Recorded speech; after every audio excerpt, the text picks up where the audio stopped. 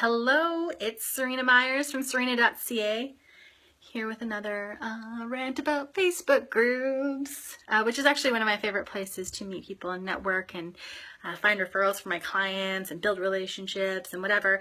And when you're doing it right, that's what the best way to use them for is. However, that's not how they're always used. And so this is a loving rant / cautionary tale / suggestion to not be a dirtbag. Crazy, I know. Okay, so that scratching sound is my cat, who has decided, of course, because I'm doing one of my stairwell videos, that this is the time to amuse herself. Let's see if I can stop that. Okay. Facebook groups. I want you to imagine for a moment that you are crawling through the desert and you're very dehydrated. It's been hours and hours and you have been in the blistering heat.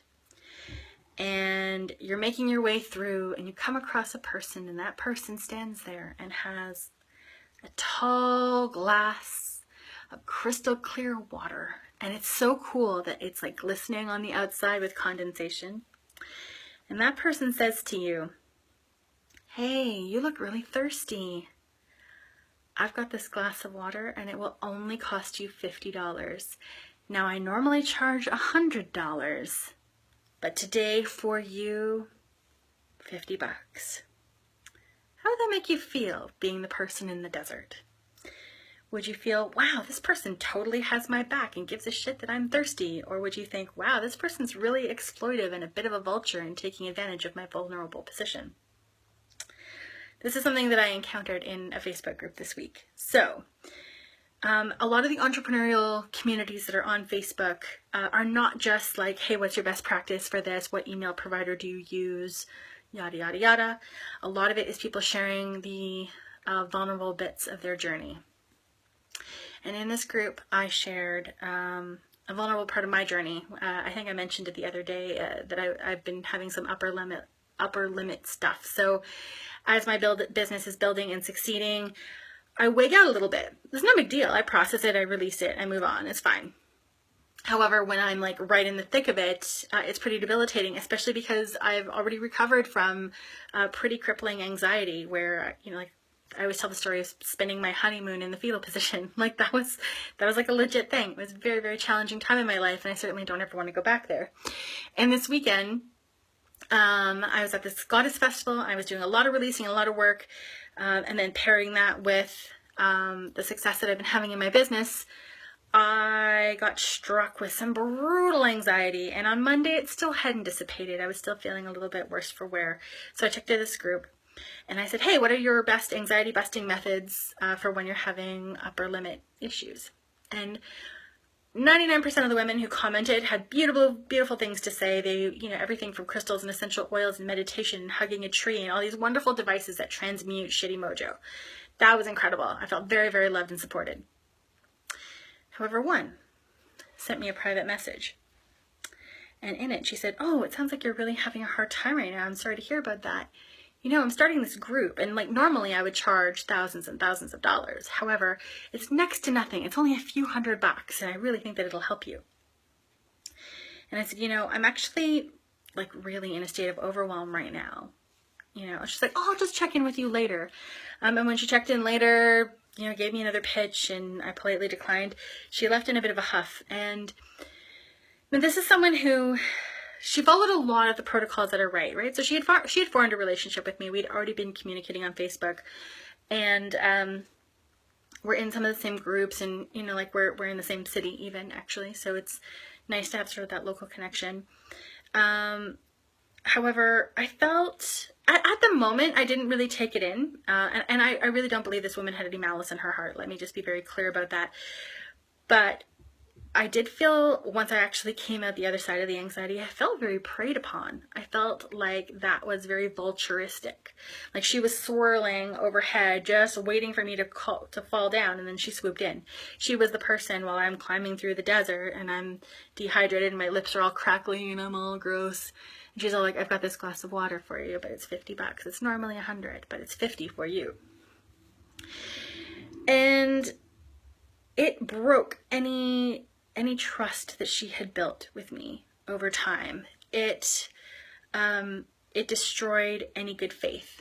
And even though I don't think she meant anything poorly by it, going after somebody when they're down adds insult to injury. I was already feeling overwhelmed. The last thing I needed was another program. I was already feeling shitty. Why are you then putting your finger in my pocket? Like, it feels like I'm, do you know what I'm saying? Like, I don't know if I'm being unfair here, but it really felt predatory. It's the only word that keeps kind of coming back for me. And it's the kind of thing that no one would do in real life. No one would, you know, see that, I mean, like, no good person would see somebody struggling and having a hard time and say, hey, can I sell you the service to make yourself better? And it might not have even made me better. And here's the interesting thing too. It's like that sort of tactic, that kind of vulturistic sort of like circling overhead waiting for me to fall over and die. I'm being a little dramatic, but you know what I mean? That is scarcity mindset. If someone is truly successful and truly from a place of service, you don't have to look for the weak one in the herd to pick off. Do you know what I'm saying?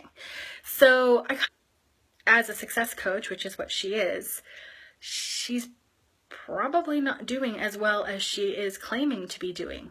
Or if she is, it's a fluke because her mindset is not aligned with her behavior. This is saying my connection's weak, but I think we're still good. So when you're behaving in groups, in social media in general, but specifically in groups, which are basically little communities. Okay, I cut out there, but I'm back. If you are, oh, hi, Holly. Thank you so much. If you wouldn't do it in person, don't do it online. And that's sort of like a general rule for social media in general. You know what I mean? Like, if you wouldn't go ahead and say, like, you know, if you had a service for, I don't know, like, let's say you're a success coach. Would you go to the guy panhandling on the street and be like, hey, give me all your money. I'm going to help you become a millionaire. Like, you just wouldn't do that. You know what I mean? So even if you have tools and devices that might help that person, if they're vulnerable, if they're in a bad place, that is not the time to pounce. That is not the time to make your offer. You wait until they're stable again and you reach out and you're like, hey, how are you feeling? Are you doing any better? Because, you know, I really feel like maybe this program might help you, but that comes after. The pitch comes after. You don't do it when they're in the throes of, or in the shits, as I always like to lovingly call it. You know what I mean? So if you think that it would be too shitty or skeevy or opportunistic to do in person, don't do it on Facebook. Just conduct yourself like a decent human being. And like I always say, like, lead with generosity, go with an open heart, and the money will come, the clients will come, people will find you. You know, just keep putting good things into the world, keep, you know, helping others. Don't prey upon them. Don't take advantage. Don't make them feel shitty. They're feeling shitty enough as it is. There's no sense in making it worse. Easy peasy. This is like sort of my low energy rant because I actually feel kind of bummed that this happened. Normally I like to get on my soapbox and wag fingers and, you know, shake big companies down. But now I'm at this point where, like, I feel like, do I even want to know this person? Do I want to stay connected to them, knowing that this is a tactic that they would deploy? So yeah, I guess this is sort of like a more lower energy rant than usual because it's a little bit more personal and I feel kind of shitty about it. Well, them's the breaks, I guess. So I'm going to sit with that and decide what to do next. Please go out in the world, do good things, lead with your heart. Don't be a dick. Easy peasy. Unless you're a dick, naturally, in which case try to be something that is less than what you are. I'm all about being authentic, and less authentic means that you're being a jerk in the world. In which case, you know, I don't know. Find your heart, find your soul, go out in the world, whatever. I'm rambling now. This is definitely time to wrap up. Okay. Those on the replay, have a wonderful day. Take care.